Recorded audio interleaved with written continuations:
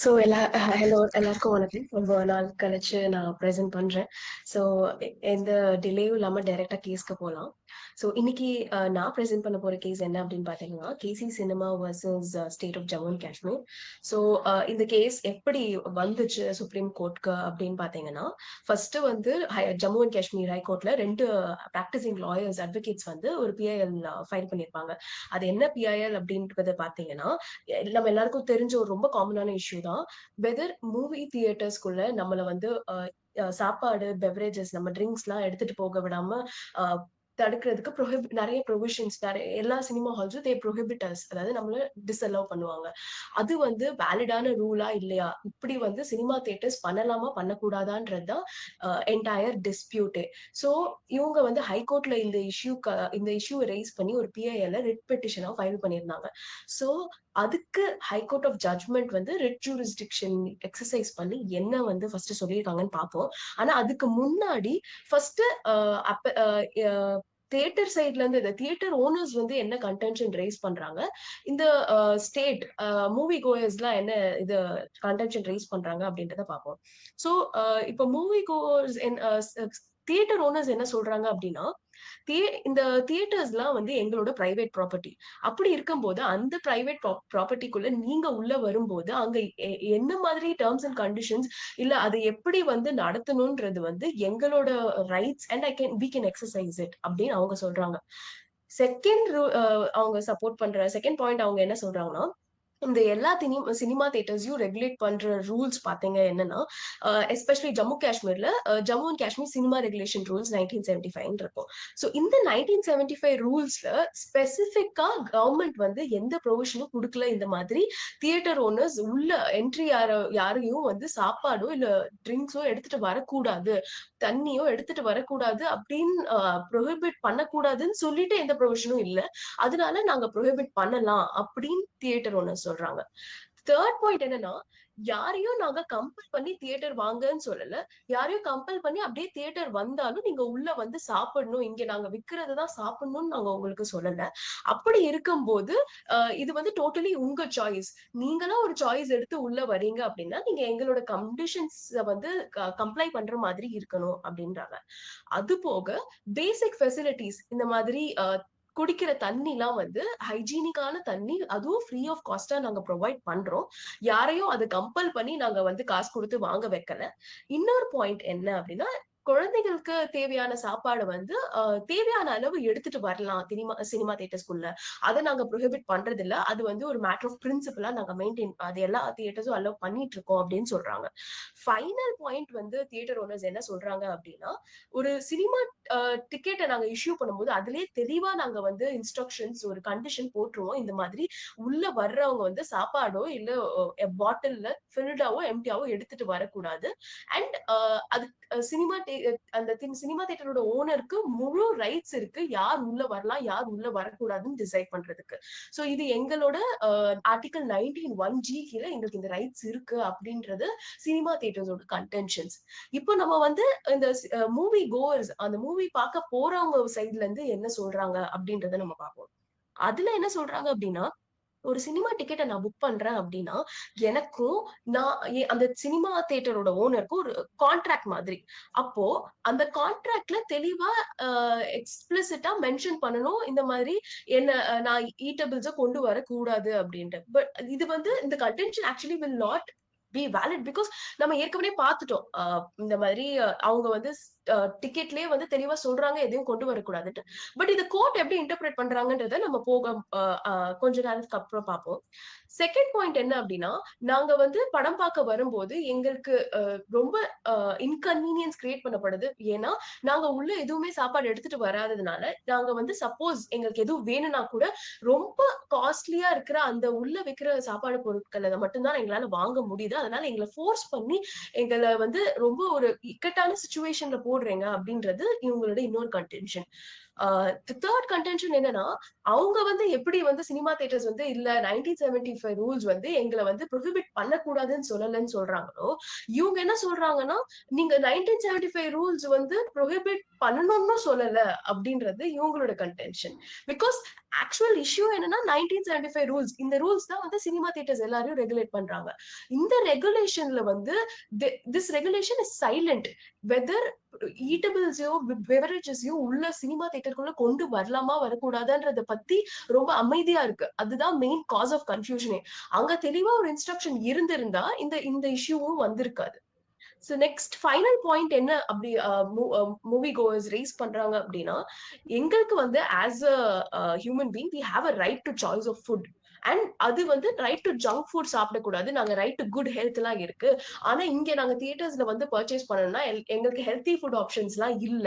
So எங்களை வந்து compel பண்ணி எங்களோட right to health good health வந்து இவங்க வயலேட் பண்றாங்க ஆர்டிகல் 21 கீழ அப்படின்றது இவங்களோட final contention. So judge high court என்ன சொல்லியிருக்காங்க அப்படின்றத ஃபர்ஸ்ட் பார்ப்போம். ஹைகோர்ட்ல என்ன சொல்றாங்க அப்படின்னா, 1975ல வந்து ஒரு ஸ்பெசிபிக் எக்ஸ்பிளிசிட் ப்ரொவிஷன் இல்ல. இந்த மாதிரி உள்ள மூவி பார்க்க வர்றவங்க வந்து எந்த ஃபுட்டும் கொண்டு வரக்கூடாது, இல்ல எந்த தண்ணியோ இல்ல எந்த பாட்டிலோ கொண்டு வரக்கூடாதுன்னு அப்படி ப்ரொவிஷன் இல்லாதப்போ மூவி சினிமா தியேட்டரா அவங்களா ஒரு ரூல் கொண்டு வந்து சினிமா பார்க்க வர்றவங்கள தடுக்க முடியாது. சோ அதனால அப்படி தடுக்கிறது வந்து தப்புன்னு சொல்லிட்டு அவங்க வந்து யாருனாலும் படம் பார்க்க வர்றவங்க சாப்பாடோ தண்ணியோ எடுத்துட்டு வரலாம் அப்படின்றது ஹைகோர்ட்டோட ஜட்மெண்ட். இது வந்து பேசிக்லி பெட்டிஷனர்ஸோட அந்த பிஏஎல் ஃபைல் பண்ணவங்களோட கன்டென்ஷன்ஸ் எல்லாத்தையும் அப்ஹெல்ட் பண்ணி சொல்லியிருப்பாங்க. இப்போ சுப்ரீம் கோர்ட்ல சினிமா தியேட்டர் ஓனர்ஸ் எல்லாருமே சேலஞ்ச் பண்றாங்க. சுப்ரீம் கோர்ட்ல என்ன சொல்றாங்க அப்படின்னு பாத்தீங்கன்னா, ஃபர்ஸ்ட் பாயிண்ட் இங்க வந்து ஆர்டிகல் 226 அதாவது writ jurisdiction of high court exercise பண்ணிருக்காங்க. ஹை ரிட் ஜூரிஸ்டிக்ஷன் ஆர்டிகல் 226ல எப்பவுமே எக்ஸசைஸ் பண்ணும்போது கோர்ட்க்கு வந்து பவர் வந்து நிறைய எஸ்பெஷலி ஹைகோர்ட்ஸ்க்கு ஆர்டிகல் 226ல பவர் ஜாஸ்தி. அந்த பவரை எப்படி எக்ஸசைஸ் பண்ணணும்னு எக்ஸ்பிளிசிட்டா என்ன பவுண்டரிஸ் நம்மளுக்கு தெரியாது. ஆனா கோர்ட் வந்து அந்த பவர் எக்ஸசைஸ் பண்ணும்போது அவங்க வந்து எந்த ஆக்ட வந்து இன்டர்பிரேட் பண்றாங்களோ அந்த ஆக்டோட லெஜிஸ்லேட்டிவ் பர்பஸ், அதாவது அந்த லெஜிஸ்லேஷனை கொண்டு வரும்போது என்ன இன்டென்ஷன் இருந்துச்சு அப்படின்றத நம்ம பார்த்துட்டு அதுக்கேத்த மாதிரி அதுக்கு கன்சிஸ்டன்டா தான் வந்து கோர்ட் வந்து ஜட்மெண்ட் ப்ரொனவுன்ஸ் பண்ணணும். அதுக்கேத்த மாதிரி தான் நம்ம இன்டர்பிரேட் பண்ணணும் அப்படின்னு சுப்ரீம் கோர்ட் சொல்றாங்க. இத சொல்லிட்டு அடுத்து என்ன சொல்றாங்க அப்படின்னா, இந்த பிரசன்ட் கேஸ்ல 1975 ரூல்ஸ்ல தெளிவா எந்த இந்த மாதிரி சினிமா தியேட்டர்ஸ் வந்து ப்ரொஹிபிட் பண்ணக்கூடாது, உள்ள வர்றவங்கள வந்து சாப்பாடோ இல்ல தண்ணியோ கொண்டு வரக்கூடாது அப்படின்னு ப்ரொஹிபிட் பண்ணக்கூடாதுன்னு இந்த ரூலும் இல்ல. அப்படின்னா they can do. அப்போ வந்து it is implied that அவங்க வந்து prohibit பண்ணலாம். அப்படி பண்ணக்கூடாதுன்னு இருந்தா they would have specified. அந்த ரூல்லயே தெளிவா கொடுத்திருப்பாங்க. கொடுக்காத பட்சத்துல சினிமா தியேட்டர் ஓனர்ஸ் வந்து அவங்க வந்து வர்றவங்களை வந்து ப்ரோஹிபிட் பண்ணலான்றத சுப்ரீம் கோர்ட் ஹைலைட் பண்றாங்க. சோ ரூலுக்கு அகெயின்ஸ்டா ரூல்ல இல்லாத ஒரு ப்ரொவிஷனுக்கு பேஸ்டா வந்து ஹைகோர்ட் இன்டர்பிரேட் பண்ணனால ஹைகோர்ட் வந்து அவங்க ஜூரிஸ்டிக்ஷனை தப்பா எக்ஸசைஸ் பண்ணிருக்காங்கன்னு சுப்ரீம் கோர்ட் சொல்றாங்க. இன்னொரு ப்ராப்பர்ட்டி சாரி இன்னும் மத்த பாயிண்ட்ஸ் என்ன அப்படின்னு பாத்தீங்கன்னா, அகெயின் ஏற்கனவே அப்பலன்ஸ் ரேஸ் அதாவது சினிமா தியேட்டர்ஸ் ரேஸ் பண்ண அதே பாயிண்ட்ஸ் தான் இவங்களும் ஹைலைட் பண்ணிருப்பாங்க. இது வந்து ஒரு பிரைவேட் ப்ராப்பர்ட்டி, இவங்க வந்து என்ன கண்டிஷன் வேணாலும் போடலாம். அவங்க as long as it's not contrary to public interest, safety and welfare, இதுதான் ரொம்ப முக்கியமான பாயிண்ட்ஸ். ஆனா ஒரு சினிமா பார்க்க வர்றவங்களை வந்து ஒரு சாப்பாடோ இல்ல ட்ரிங்கோ கொண்டு வரக்கூடாதுன்னு சொல்றதுனால ஒரு பப்ளிக் இன்ட்ரெஸ்டோ சேஃப்டியோ வெல்ஃபேரோ அஃபெக்ட் ஆகுது இல்ல. அதனால இந்த ப்ரொவிஷன் தப்பான ப்ரொவிஷன் இல்ல அப்படின்னு சொல்றாங்க. இன்னொன்னு, இங்க மெனு எல்லாம் இருக்கிறதெல்லாம் செம காஸ்ட்லியா இருக்கு. நாங்க எங்களை ஃபோர்ஸ் பண்ணி ரொம்ப காஸ்ட்லியா வாங்க வைக்கிறாங்க அப்படின்றதுக்கு என்ன சுப்ரீம் கோர்ட் சொல்றாங்க அப்படின்னா, ஒரு ரெஸ்டாரண்ட்ல எப்படி ஒரு ரெஸ்டாரண்ட் ஓனருக்கு வந்து அங்க என்ன சாப்பாடு விற்கணும்ன்ற ரைட்ல இருந்து அது எவ்வளவு பிரைஸ்க்கு விற்கணும்னு எப்படி ரைட் இருக்கோ, அதே மாதிரி சினிமா தியேட்டர்லயும் அவன் என்ன மூவி அவங்க வைக்கிறாங்க, என்ன சாப்பாடு உள்ள வைக்கிறாங்க, அது என்ன பிரைஸ்ல விற்கிறாங்க அப்படின்றதுக்கு வந்து முழு ரைட்ஸ் சினிமா தியேட்டர் ஓனருக்கே இருக்கு. இது வந்து ஆர்டிகல் 19(1)(g). அது கீழே அவங்க பிசினஸ் எப்படி நடத்தணும், அந்த எக்கனாமிக் ஆக்டிவிட்டியை எப்படி ப்ரொசீட் பண்ணணும், அதுல எப்படி கெயின்ஸ் ரிசீவ் பண்ணணும் அப்படின்றதுக்கான ஃபுல் டெசிஷன் ஒரு கமர்ஷியல் டெசிஷன். இதை எடுக்கிறது cinema theatre owners are entitled to make this decision அப்படின்னு சொல்றாங்க.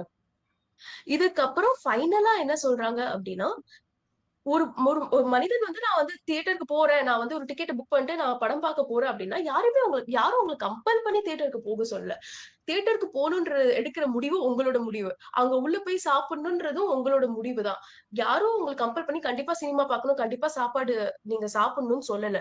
அப்போ நீங்க ஒரு சினிமா பார்க்கணும்னு டெசிஷன் எடுத்துட்டீங்க அப்டின்னா, அந்த சினிமா தியேட்டர்ல உள்ள கண்டிஷன்ஸ்க்கு ஏத்த மாதிரி தான் நீங்க நடந்துக்கணும். அந்த சினிமா தியேட்டருக்குள்ள தான் வந்து நீங்க அது ஒரு பிரைவேட் ப்ராப்பர்ட்டினால உங்களுக்கு நீங்க என்ன சாப்பிடணும், என்ன சாப்பிடக்கூடாதுன்றத வந்து டிசைட் பண்றதுக்கு சினிமா தியேட்டருக்கு ஓனருக்கு உரிமை இருக்கு. வெளியில அந்த பவுண்டரிஸ விட்டு வெளில போனதுக்கு அப்புறம் நீங்க என்ன வேணாலும் சாப்பிடலாம். No one is stopping you. But since it's a private property that you're entering, there the owners have the privilege of choosing, privilege of deciding what can be sold and what cannot be sold அப்படின்றது தான் இவங்களோட points. ஃபைனலா supreme court என்ன help பண்ணிருப்பாங்கன்னா, article 226 கீழ high court வந்து தப்பான முடிவு எடுத்திருப்பாங்க. இந்த மாதிரி சினிமா தியேட்டர் ஓனர்ஸ் வந்து ப்ரோஹிபிட் பண்ணக்கூடாதுன்னு சொன்ன டெசிஷன் தப்பு. ஆனா 2 இன்ஸ்ட்ரக்ஷன் குடுத்திருப்பாங்க. அதாவது ட்ரிங்கிங் வாட்டர் ஃபெசிலிட்டிஸ் வந்து ஃப்ரீ ஆஃப் காஸ்ட்ல குடுக்கணும். அண்ட் டயபெட்டிக் பீப்புளோ இல்ல யாராவது ஏதாவது ஸ்பெஷல் மெடிக்கல் கண்டிஷன்ஸோ இல்ல இன்ஃபென்ட்ஸ்க்கோ ஏதாவது ஸ்பெஷல் ஃபுட் தான் எடுத்துட்டு போகணும் அப்படின்றதா அவங்களுக்கு வந்து கேஸ் பை கேஸ் பேசிஸ்ல வந்து நீங்க அலோவ் பண்ணலாம் அப்படின்னு ஹைகோர்ட் சொன்ன இன்ஸ்ட்ரக்ஷன்ஸ்லாம் வேலிட். இது வந்து இட் வில் பி அப்ஹெல்ட் அப்படின்றதா இந்த மொத்த கேஸுமே. சோ இதுல ஏதாவது உங்களுக்கு டவுட் இருந்தா நீங்க இப்ப கேட்கலாம். சைட்டேஷன் சொல்லுங்க மேடம். அது என்ன சைட்டேஷன் மேடம்? ஒரே ஒரு நிமிஷம், நான் வந்து சாட்ல இப்ப போடுறேன் சைட்டேஷன்.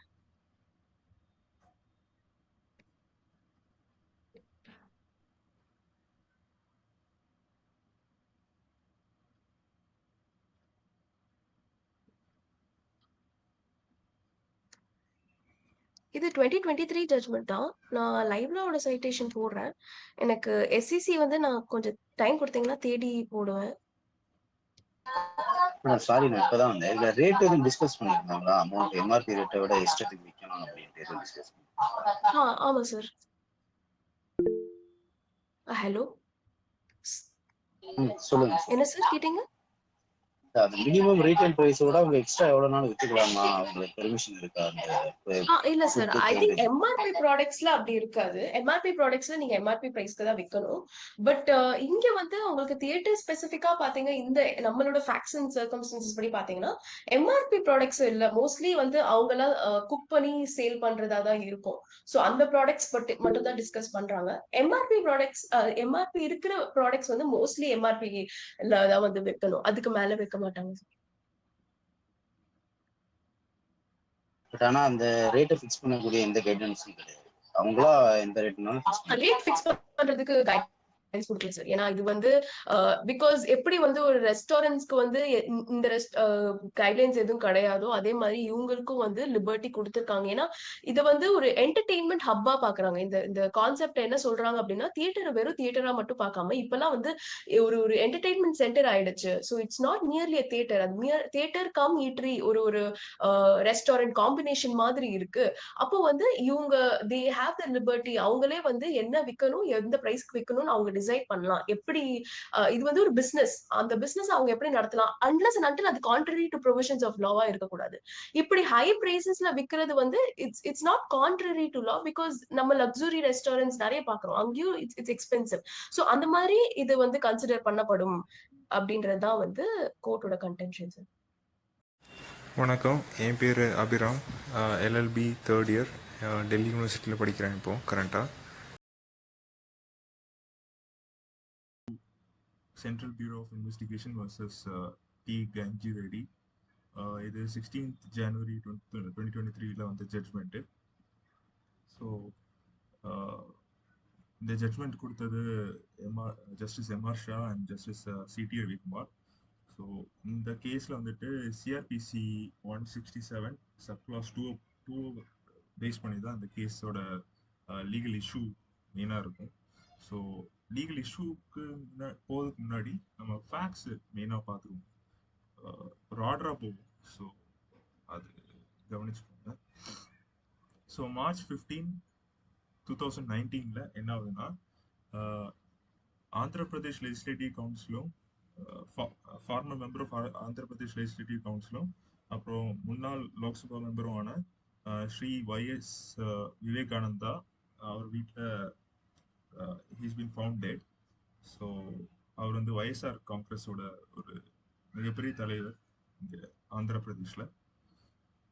ஸோ இப்போ என்ன ஆகுதுன்னா போலீஸ் வந்துட்டு லோக்கல் போலீஸ் வந்துட்டு section 302 and section 302 murder IPC, அதுவும் read with section 120B of IPC criminal கான்ஸ்பிரன்சியும் எஃப்ஐஆர் ஃபைல் பண்ணுறாங்க.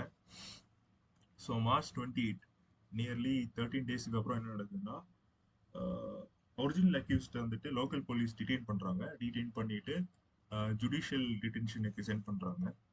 அதுலேயும் எந்த விதமான ஒரு பிரச்சனையும் இல்லை.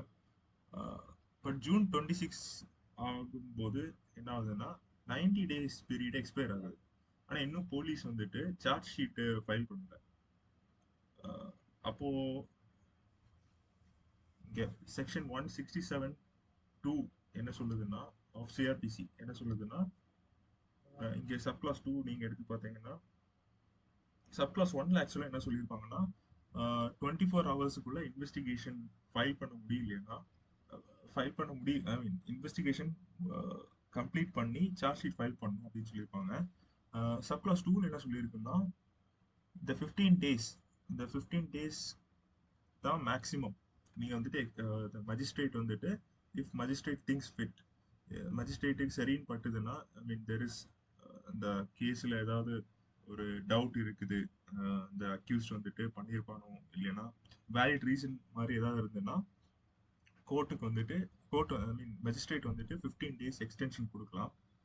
ஸோ இதில் வந்துட்டு செக்ஷன் 167 சப்கிளாஸ் 2ல ப்ரொவிசோ ஏல வந்துட்டு என்ன சொல்றாங்கன்னா 15 டேஸுக்கு மேலேயும் எக்ஸ்டெண்ட் பண்ணலாம். அதாவது 15 daysல இன்வெஸ்டிகேஷன் கம்ப்ளீட் பண்ண முடியல, சார்ஜ் ஷீட் ஃபைல் பண்ண முடியல அப்படின்னா 15 டேஸுக்கு மேலேயும் மஜிஸ்ட்ரேட் வந்துட்டு அக்யூஸ்டோட டிடென்ஷன் வந்துட்டு ஆத்தரைஸ் பண்ணலாம். ஆனால் 90 days தான் maximum, what ever it maybe. 24 hours இல்லைன்னா 15ன்னு சொன்னாங்க, 15ம் இல்லைன்னா 90 days தான். அதுவும் 90 days வந்துட்டு சிவியரான கேசஸ் மட்டும்தான். ஐ மீன் இந்த டெத்து, கொலை, அப்புறம் இம்ப்ரிஸ்மெண்ட் ஃபார் லைஃப், அப்புறம் 10 வருஷத்துக்கு மேலான பனிஷ்மெண்ட் இருக்கிற கேசஸ், அது மட்டும்தான் 90 days. மித்த கேசஸுக்கெல்லாம் 60 days. அதுக்கு மேலே எக்ஸ்டெண்ட் பண்ண மாட்டாங்க மோஸ்ட்டாக. ஐ மீன் எக்ஸ்டெண்ட் பண்ணக்கூடாது.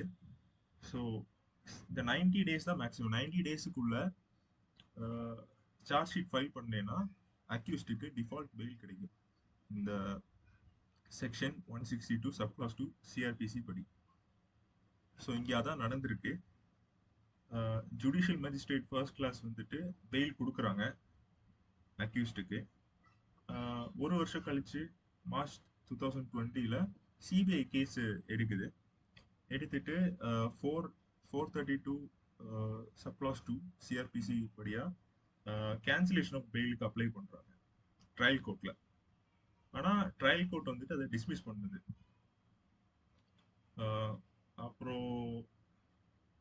அப்புறம் சிபிஐ என்ன பண்றாங்கன்னா, சிபிஐ வந்துட்டு சார்ஜ் ஷீட் இந்த தடவை ஃபைல் பண்றாங்க. ஃபைல் பண்ணும்போது ஒரு எக்ஸ்ட்ரா ப்ரொவிஷன் கூட ஆட் பண்றாங்க. செக்ஷன் 201 ஐபிசி ஆட் பண்றாங்க. அதில் வந்துட்டு disappearance of evidence, I mean evidence வந்துட்டு மறைக்க ட்ரை பண்றாங்க அக்யூஸ்டு, அது கூட ஆட் பண்ணி டோட்டலாக 201 IPC, 302 IPC plus 120B criminal conspiracy, இது மூணுமே சேர்த்து சார்ஜ் ஷீட் ஃபைல் பண்றாங்க. இப்போ மறுபடியும் சிபிஐ பெயிலுக்கு அப்ளை கேன்சலேஷன் ஆஃப் பெயிலுக்கு ஹைகோர்ட்ல அப்ளை பண்றாங்க. அப்போ ஹைகோர்ட் என்ன சொல்லுதுன்னா, செக்ஷன் 162(2) சப்கிளாஸ் 2 ஆஃப் சிஆர்பிசி படியா நீங்க வந்துட்டு கோர்ட் வந்துட்டு பெயில் கிராண்ட் பண்ணிடுச்சுன்னா அதை வந்துட்டு அன்அசைலபிள், அதை கேன்சல் பண்ண முடியாது. மெரிட்ஸ் ஆஃப் கேஸ் மூலியமா அதை கேன்சல் பண்ண முடியாது அப்படின்னு சொல்லியிருப்பாங்க ஹைகோர்ட்ல. அப்போ அங்கேயும் சிபிஐ வந்துட்டு சிபிஐயோட சைடு லூஸ் ஆகுது. ஸோ இங்க அவங்க வந்துட்டு சுப்ரீம் கோர்ட் போறாங்க. ஸோ ஸ்டேட் வந்துட்டு சுப்ரீம் கோர்ட் போகுது.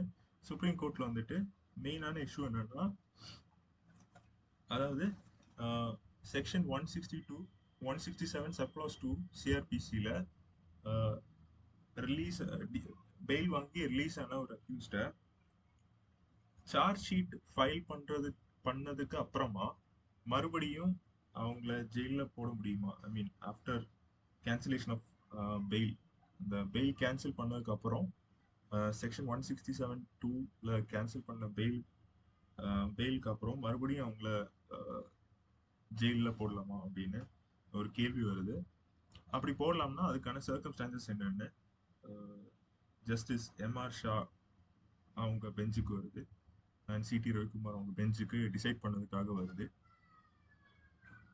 ஸோ இதில் அப்பலன்ஸ், அதாவது ஸ்டேட் என்ன சொல்லி, அப்பலன்ஸ் சைடு என்னன்னா அவங்க என்ன சொல்றாங்கன்னா,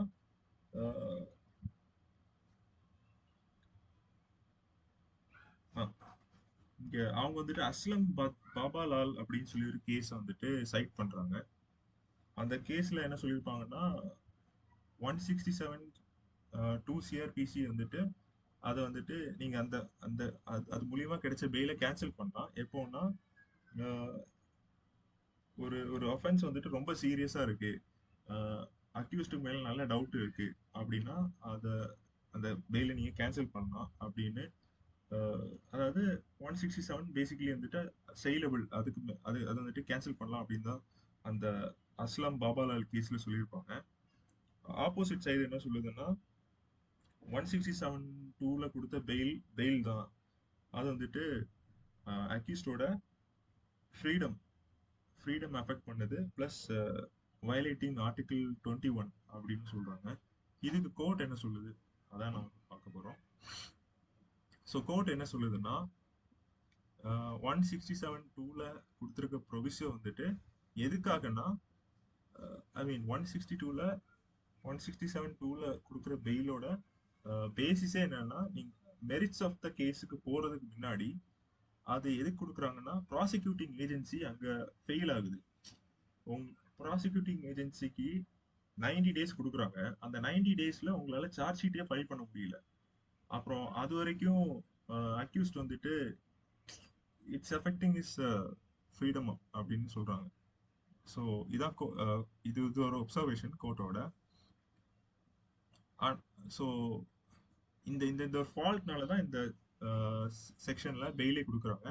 அப்போ இந்த ஃபால்ட்டு சரி பண்றது மீன்ஸ் இந்த சார்ஜ் ஷீட் இப்போ ஃபைல் பண்ணிட்டா, ஐ மீன் இந்த பெயில் கிடைச்சதுக்கு அப்புறம் சார்ஜ் ஷீட் ஃபைல் பண்றாங்க. அப்போ அதுக்கப்புறம் ஏன் இந்த பெயிலை கேன்சல் பண்ணக்கூடாது அப்படின்னு ஒரு கேள்வி வருது. ஸோ கோர்ட் இதுக்கான என்ன சொல்லுதுன்னா 167(2) சிஆர்பிசியில கொடுத்த பெயில் கேன்சல் பண்ணலாம். ஏன்னா 437 சிஆர்பிசியும் 439 சிஆர்பிசியும் பெயிலை பத்தி தான் டிஸ்கஸ் பண்ணுது ஆக்சுவலா. ஸோ 437ல வந்துட்டு நான் பெயிலபிள் ஒஃபென்ஸ் டிஸ்கஸ் பண்றாங்க. அதுல வந்துட்டு 437 சப்க்ளாஸ் 5 வச்சு நீங்க கேன்சல் பண்ணலாம். I mean if court things fit there is reasonable merit இருக்குன்னா அதை வந்துட்டு கேன்சல் பண்ணலாம். சிமிலர்லி 439(2)ல சுப்ரீம் கோர்ட்டுக்கும் ஹை கோர்ட்டுக்கும் ஸ்பெஷல் பவரே இருக்குது இதை பெயில வந்துட்டு கேன்சல் பண்ண. அதோட ஆனா ரெண்டு கண்டிஷன் தான். ஒன்று வந்துட்டு நல்ல ஸ்ட்ராங் கேஸ் இருக்கணும், ப்ராசிக்யூஷன் சைட்ல வந்து நல்ல ஸ்ட்ராங் கேஸ் இருக்கணும். அதாவது ஒரு அக்யூஸ்ட் வந்துட்டு வெளியில போனா, for example I mean out of ஜெயில இருந்தாங்கன்னா பப்ளிக்கு சேஃப்டி இல்லை, இல்லைன்னா எவிடன்ஸ் எல்லாம் ரொம்ப ஸ்ட்ராங்கா இருக்கு அப்படின்னு கோர்ட்டுக்கே ஃபீல் ஆச்சுன்னா பெயில் வந்துட்டு கேன்சல் பண்ணலாம். இப்படி 437க்கும் 439க்குமே ப்ரொவிஷன் இருக்கு, அந்த பெயில கேன்சல் பண்ணவே ப்ரொவிஷன் இருக்கு. அப்புறம் 167(2)க்கு மட்டும் என்ன ஸ்பெஷல் ப்ரொவிஷன், அதுக்கு மட்டும் ஏன் கேன்சல் பண்ண முடியாது அப்படின்னு கோர்ட்டு ஒரு கேள்வி கேட்குது. இதுக்கு வந்துட்டு ரெஸ்பாண்டன்ஸுக்கு எந்த விதமான பதிலும் இல்லை.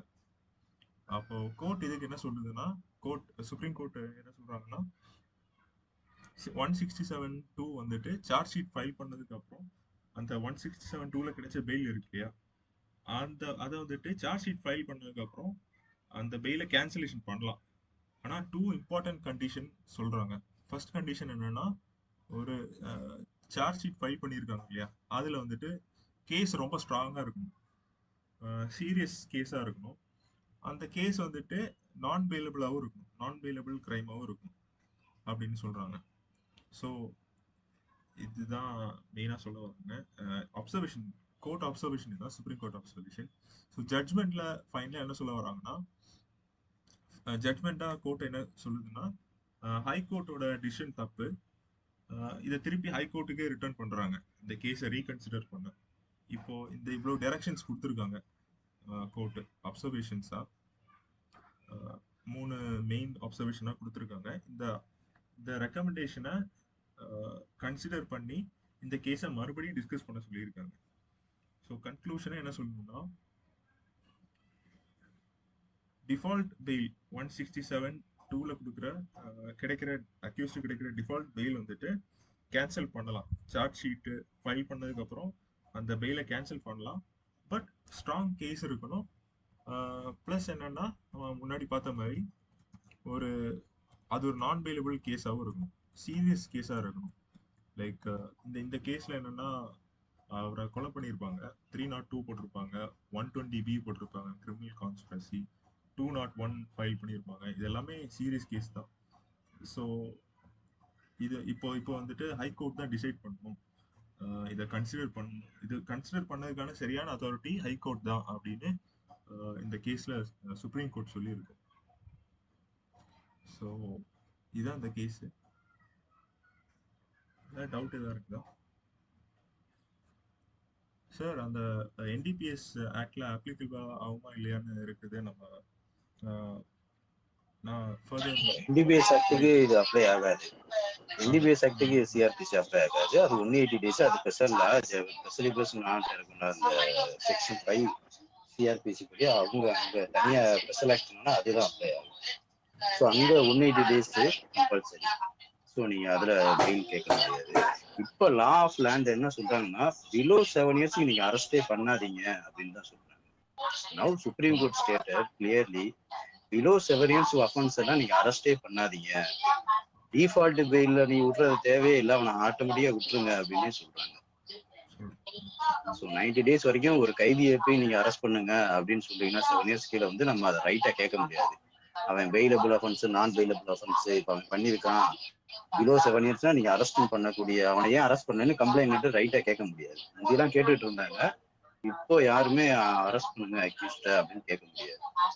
பிலோ 7 years இந்த 90 days இருந்தாலுமே, அது பிலோ 7 years இருந்துச்சுனாலுமே அவன் சார்ஜ் போட்டாலுமே அவனை பெயில வரலாம். டிஃபால்ட் பெயில் வந்து அந்த டேட் முடிஞ்சோன்னா அவனை ரைட் அக்யூர் ஆயிருது. ஸோ அந்த 90 days 60 days வந்தவொடனே உள்ளுக்குள்ள இருக்கணும்னா சார்ஜிட்ல அவன் பிரைமா பேசி இருந்தாலே அவனை விடுங்க பிலோ 7 yearsனாலுமே இப்ப சுப்ரீம் கோர்ட்டு கைட்லைன்ஸ் ட்ரையல்ல ப்ரூவ் பண்ணுங்க. அவன் ஹோல் இயரே அவன் ஜெயிலுக்குள்ள போக போறான், பியாண்ட் ரீசனபிள் டவுட்ல அவனை ப்ரூவ் பண்ணுங்க அக்யூஸ்டுன்ட்டு. அதுக்கு முன்னாடி அவனை உள்ள வச்சு என்ன நடக்க போகுது அப்படின்ட்டு கேட்குறாங்க. அதான் எக்ஸ்ட்ராடினரி சர்க்கம்ஸ்டன்ஸ், டைரக்ட் எவிடன்ஸ் இருந்துச்சுன்னா அவனை அரெஸ்ட் பண்றதுல வேற வாய்ப்பே இல்லை, கைது பண்ணிக்கலாம் அப்படிங்கிறாங்க. பட் டவுட் எதுவும் ட்ரையல் நடத்தி தான் ப்ரூவ் பண்ண வேண்டியதுன்னா பெயில விட்டுருங்க அப்படிங்கிறாங்க. Sir after filing of charge sheet வந்து கண்டிப்பா பெயில் வந்து கிராண்ட் ஆகும். ஆமா, உங்களுக்கு after filing charge sheet prima பேசிலனால விட்டுருவாரு அங்கே மேஜிஸ்ட்ரேட், அங்கேயே பார்த்துட்டு இமிடியேட்டா ரிலீஸ் பண்ணிடுவாரு. பிஃபோர் தானே இங்க 90 days 90 days கொடுத்துருக்காங்க. இப்போ 1 month இல்ல 2 monthலயே போறாங்கன்னு வச்சுக்கோங்க. 1 month சார்ஜ் ஷீட் போட்டாங்களா? அதான் கேக்குறேன் சார். 90 days டைம் கொடுத்துருக்காங்க. இவங்க 1 monthலயே சார்ஜ் ஷீட் ஃபைல் பண்றாங்கன்னு வச்சுக்கோங்க. சார்ஜ் ஷீட் போட்டாங்கன்னா மேஜிஸ்ட்ரேட்டோட டிஸ்கிரிப்ஷன் பவர் தான். பிரைமா பேசி இருந்தா அவர் விடலாம், இல்ல மறுபடியும் அவர் ரைட் ஹேண்ட் அவரோட. அதான் சொல்றேன்னா, அந்த அவரோட ஆக்ட், அந்த ஓவர் டாக்டோட accused beyond the reasonable doubt இவர் தான் அக்யூஸ்ட் அப்படின்னு பிக்ஸ் பண்றாங்க. அவன் அருவாள் எடுத்து இவன் தான் வெட்டி இருக்கான் அப்படின்னு தெரிஞ்சாரு அவனை விட மாட்டாங்க. எப்படி நீங்க அவனை பெயில் எடுக்க போற, அவன் அக்யூஸ்ட் இல்ல, அவன் எந்த அறுவாள் எடுத்து வெட்டியிருக்கான், எல்லா விட்னஸும் அந்த சார்ஜ் ஷீட்ல சொல்லியிருக்காங்க அப்படின்னா அவனை வெளியவே விட மாட்டாங்க. ஆக்சுவலா இது சார்ஜ் ஷீட் ஃபைல் பண்ண வரைக்கும் ஏன் பெயில் கொடுக்க மாட்டேங்கிறாங்கன்னா, எவிடன்ஸ் வந்து டேம்பர் பண்ணிடுவோம் தானே சார் கொடுக்க மாட்டேங்கிறாங்க. After filing of charge sheet வந்து ஏன் விடக்கூடாது? ஆமா, after filing charge sheet evidence after filing charge sheet evidence prove ஆயிடுச்சு உடனே நவ் யுவர் அக்யூஸ்ட்ல பிரைமா பேசி இருக்குல்ல, எவிடன்ஸ் டேம்பர் பண்ணாத வரைக்கும் உன்னை அக்யூஸ்ட்னு எங்களுக்கு தெரியாது. நவ் எல்லா எவிடன்ஸும் உங்களுக்கு அகேன்ஸ்டா இருக்கும்போது எனக்கு மேட் அவுட் பண்ணி நீ தான் அறுவாள் எடுத்து வெட்டினேன்னு சொன்னோம். யுவர் அக்யூஸ்ட், உனக்கு 7 years இருக்கும்போது நான் ஏன் உன்னை வெளியே விடணும்? ட்ரையலை நடத்தினாலும் உனக்கு 7 years தான் கிடைக்க போகுது. இவங்களுக்கு இருந்தா ட்ரையலை நடத்துன்னு சொன்னா அது மேஜிஸ்ட்ரேட்டோட டிஸ்கிரிப்ஷன்.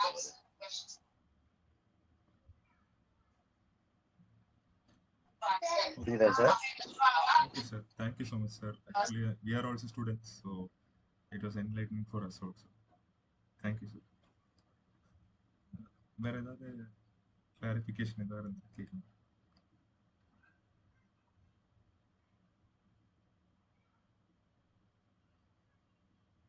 இல்லையா நம்ம நெக்ஸ்ட் கேஸ் போகலாம். அபிநயா, நெக்ஸ்ட் போகலாம். தேங்க்ஸ்.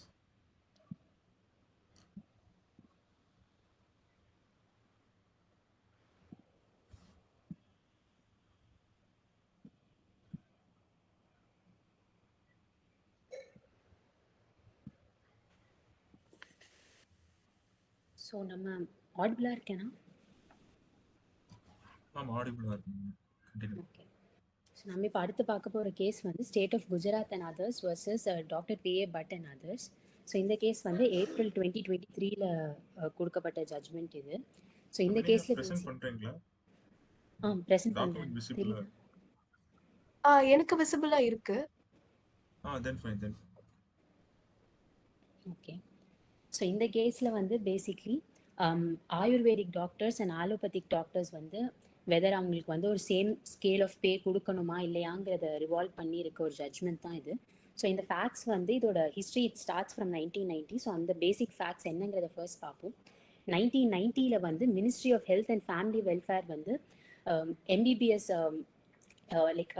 எம்பிபிஎஸ் மெடிக்கல் ஆஃபீஸர்ஸ்க்கான ஒரு கெரியர் இம்ப்ரூவ்மெண்ட் பண்ணுறதுக்கும் அந்த கேடரை வந்து ரீஸ்ட்ரக்சர் பண்ணுறதுக்கும் அந்த டேலண்ட்ஸ் எல்லாம் இன்னும் நிறைய பேர் வரணும், அந்த ஒரு ப்ரொஃபஷன் வந்து இன்னும் என்ஹான்ஸ் ஆகணுங்கிறதுக்காக அவங்க வந்து ஒரு கமிட்டி செட்டப் பண்ணி சில ஸ்ட்ராட்டஜிஸ் ஃபார்முலேட் பண்ணுறதுக்காக அந்த கமிட்டியை செட்டப் பண்ணுறாங்க. அது மட்டும் இல்லாமல் எப்படி அவங்களோட கெரியர் இம்ப்ரூவ் பண்ணலாம், அது மட்டும் இல்லாமல் பே ஸ்கேல்ஸ் அண்ட் பெனிஃபிட்ஸ் வந்து இந்த டாக்டர்ஸ்க்கு எப்படிலாம் கொடுக்கலாங்கிறதுக்காக இந்த கமிட்டியை வந்து செட்டப் பண்ணுறாங்க. ஸோ இது initially it was majorly based on MBBS doctors and other Indian systems of மெடிசனில் இருக்க எல்லாருக்குமே பேஸ்டாக இருந்துச்சு. 1999 வந்து கவர்மெண்ட் ஆஃப் குஜராத்தும் வந்து இந்த ரெக்கமெண்டேஷன்ஸ் அக்செப்ட் பண்ணிட்டு மோரோவர் தி ஆர் டெல்லிங் நான் எம்பிபிஎஸ் மெடிக்கல் ஆஃபீஸர்ஸ், அதாவது லைக் ஆயுர்வேதிக் டாக்டர்ஸ்க்குமே இந்த பெனிஃபிட்ஸ்லாம் கொடுக்கப்படணும்னு சொல்கிறாங்க.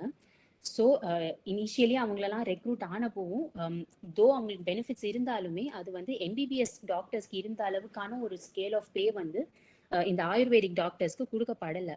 ஸோ அதனால இந்த ரெஸ்பாண்டன்ஸ் வந்து எங்களுக்கும் அவங்களுக்கு கொடுக்குற அளவுக்கான high scales of pay and benefit வந்து அந்த கமிஷனோட ரெக்கமெண்டேஷன்ஸ் படி அது எங்களுக்குமே அப்ளை ஆகணும், அது வெறும் எம்பிபிஎஸ் டாக்டர்ஸ்க்கு மட்டும் இருக்கக்கூடாது, எங்களுக்கும் நான் எம்பிபிஎஸ் டாக்டர்ஸுக்குமே அது அப்ளை ஆகணும்னு சொல்லி அவங்க வந்து கிளைம் பண்ணுறாங்க. ஸோ அவன் அப்பீல் வந்து ஹைகோர்ட்டுக்கு போகும்போது ஹைகோர்ட்டும் என்ன சொல்றாங்க, எம்பிபிஎஸ் அண்ட் நான் எம்பிபிஎஸ் டாக்டர் வந்து ஒரே கேடர்ல இருக்க டாக்டர்ஸை வந்து அவங்க குவாலிஃபிகேஷன் பேசிஸ்ல அவங்களை டிஸ்கிரிமினேட் பண்ணக்கூடாது. அது மட்டும் இல்லாம அவங்க அந்த கேடர்ல பெர்ஃபார்ம் பண்ற டியூட்டிஸ் வந்து இட் வில் பி சேம் தான்.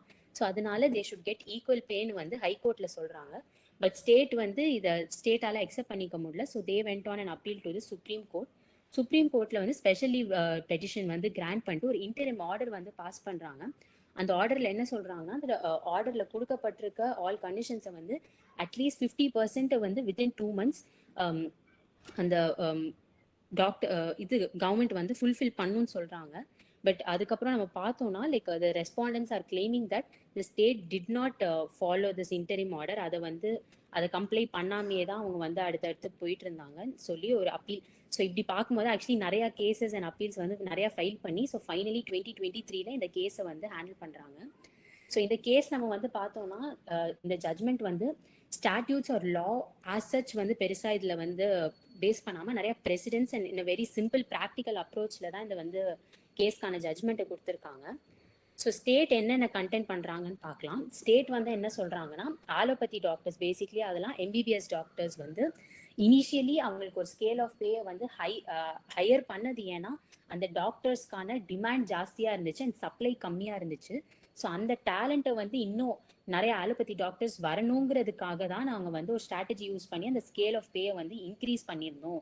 ஸோ அது வந்து எல்லா டாக்டர்ஸ்க்குமே அதை அப்ளை பண்ண முடியாது. அந்த ஸ்ட்ராட்டஜியை கொண்டு வந்ததே it was for a purpose, அதுக்காக தான் சொல்றாங்க. அது மட்டும் இல்லாம நம்ம லாலையும் there is no law that restricts anyone from providing a different scale of pay to different people. So என்னதான் ஒரு சேம் கேடர்லயே இருந்தாலும் அவங்க குவாலிஃபிகேஷன்ஸ் பேஸ் பண்ணி அவங்களுக்கு டிஃப்ரெண்டான இது ஸ்கேல் ஆஃப் பே வந்து கொடுக்க கூடாதுன்னு எந்த லாவுமே சொல்லவே இல்லை.